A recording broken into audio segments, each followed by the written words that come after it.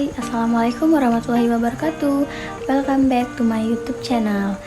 Nah, di video kali ini kita masih membahas tentang mata kuliah pengelolaan pendidikan, yaitu mengenai bab ke-10 tentang manajemen pembiayaan sarana dan prasarana.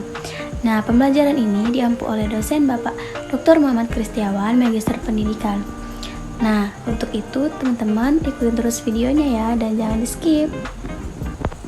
Oke, baik teman-teman, kita langsung mulai ya belajarnya dan langsung masuk ke materi. Materi yang akan kita bahas adalah manajemen pembiayaan sarana dan prasarana. Yang pertama yang akan kita bahas adalah apa sih pengertian dari pembiayaan itu? Yuk kita bahas.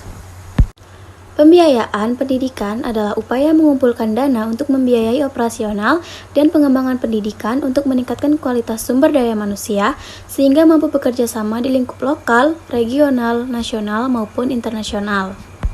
Nah, di dalam pembiayaan ini terdapat faktor-faktor yang mempengaruhi pembiayaan. Apa saja sih faktor-faktornya? Yuk kita bahas. Faktor-faktornya ada 6 faktor. Yang pertama adalah kenaikan harga, yang kedua perubahan relatif dalam gaji pengajar, yang ketiga perubahan dalam populasi dan kenaikannya presentasi peserta didik di sekolah negeri, yang keempat meningkatnya standar pendidikan, yang kelima meningkatnya usia anak yang meninggalkan sekolah, dan yang terakhir meningkatnya tuntutan terhadap pendidikan lebih tinggi. Perlu teman-teman ketahui, di dalam pembiayaan pendidikan itu memiliki dasar hukumnya loh. Nah, teman-teman ada yang tahu nggak nih, apa sih yang menjadi dasar hukum dari pembiayaan pendidikan itu? Kalau belum, yuk kita bahas. Nah, dasar hukumnya itu ada 2 macam. Yang pertama, dasar yudisiris. Yang kedua, dasar filosofis.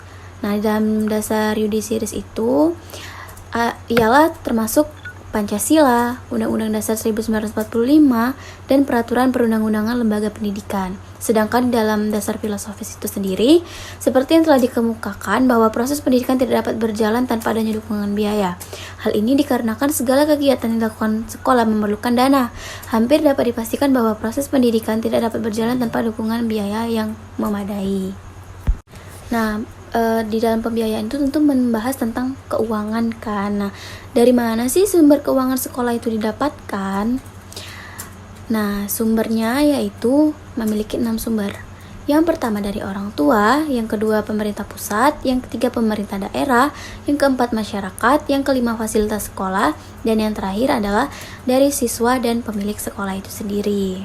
Nah, setelah kita membahas mengenai sumber dari pembiayaan itu tadi, nah dalam pembiayaan itu sendiri memiliki fungsi-fungsi pastinya. Apa saja sih fungsi-fungsinya? Penasaran kan? Yuk kita bahas.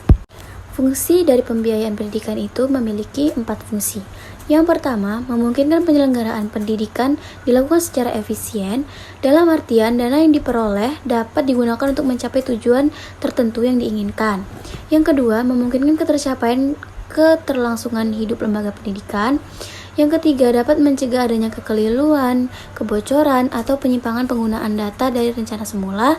Dan yang terakhir, menggambarkan target-target yang akan dicapai sekolah atau madrasah. Nah, udah selesai nih pembahasan mengenai pembiayaan pendidikan. Selanjutnya yang akan kita bahas adalah mengenai sarana prasarana di dalam pendidikan.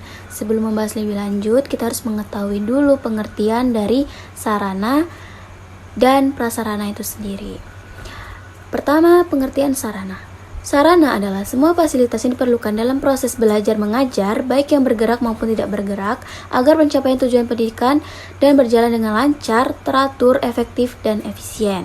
Sedangkan prasarana merupakan semua perangkat kelengkapan dasar atau fasilitas yang secara tidak langsung menunjang jalannya proses pendidikan atau pengajaran, seperti halaman sekolah, taman, dan juga kebun.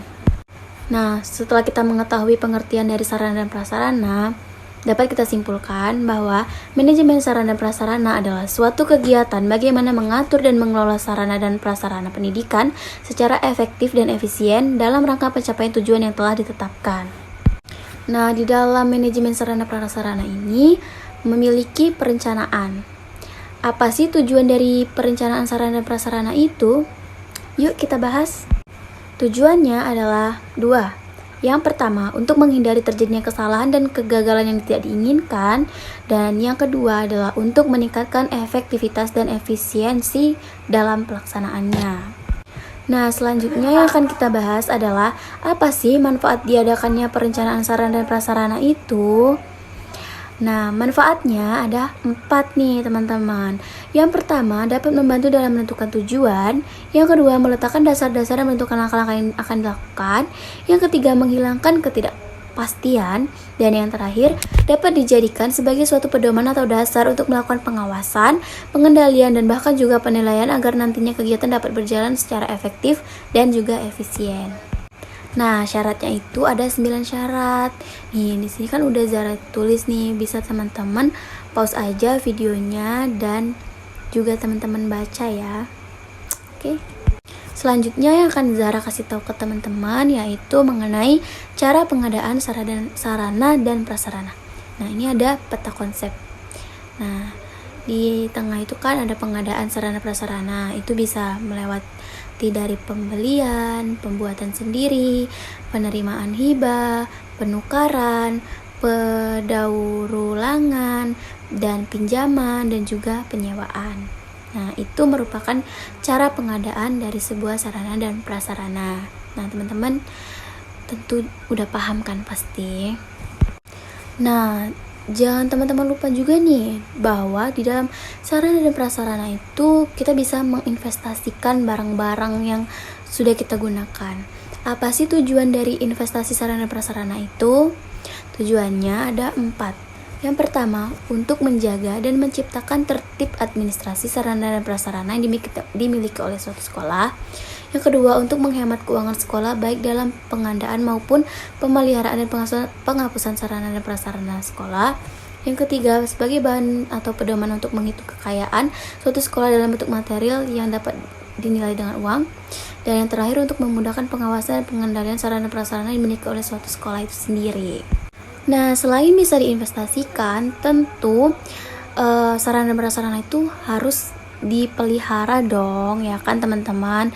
Nah, apa sih tujuan dari pemeliharaan sarana dan prasarana itu? Tujuannya ada 4 juga nih, sama kan.